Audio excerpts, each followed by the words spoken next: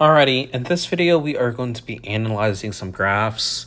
So here we have the graph of g of x and we want to find the following characteristics for the derivative.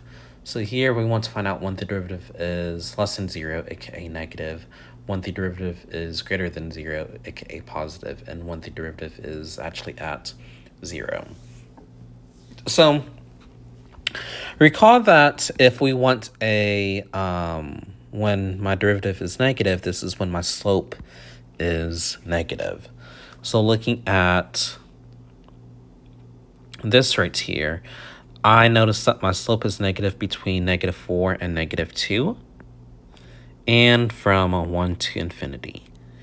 So this tells me that g prime of x is less than 0 when I have -4, -2, and 1 to infinity.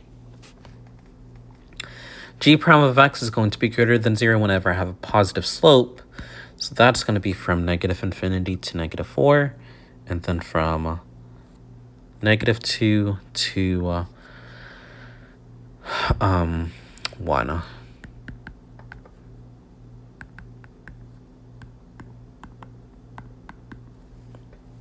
And then when is g prime of x equal to 0? Well, those are going to be my horizontal tangent lines. So x is equal to -4, -2, and +1.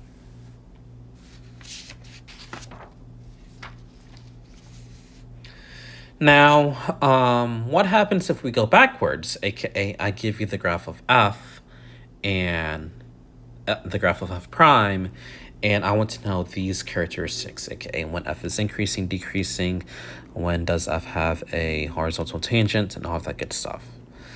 So remember that f is increasing whenever my derivative is greater than 0. So my derivative is greater than 0 between -2 and 4. So I have -2 to 1, and then 1 to 4. My derivative is decreasing whenever, well, my derivative is negative when f is decreasing. So looking at this, I could say it's from -3 to -2, and then 4 to 5.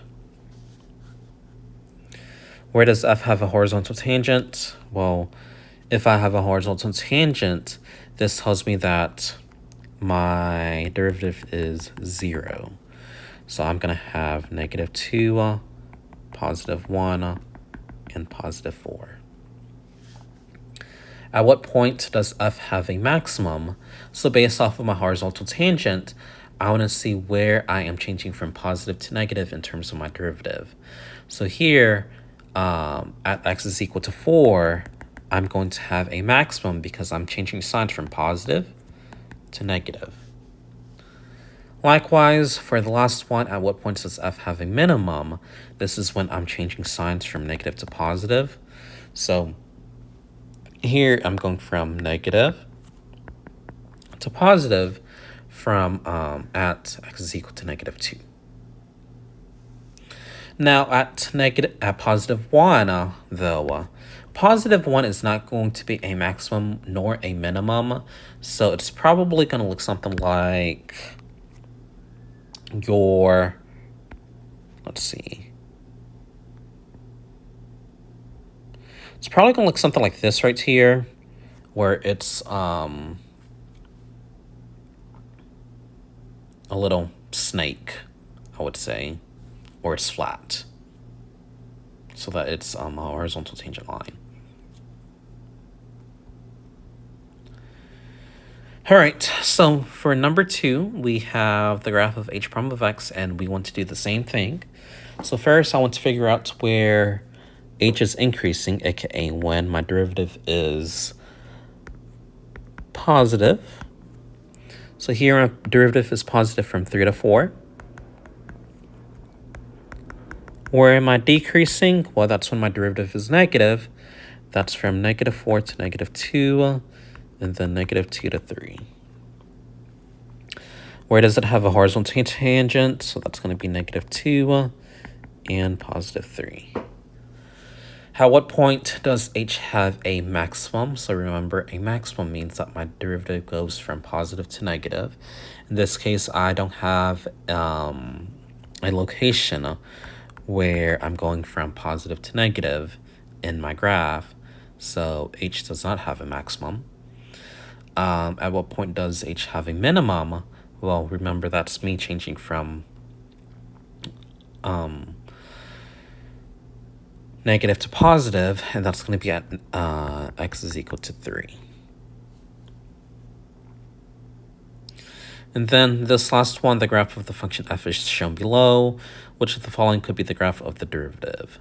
So for this one, I'm going to let you try it on your own. Pause the video for now, and then play it for like 2 seconds. But your answer here is B. All right, in the next video, we will talk about the derivative rules. So that's going to be fun, because now we will not need to use the formal definition, and we could go straight to the rules. Yay.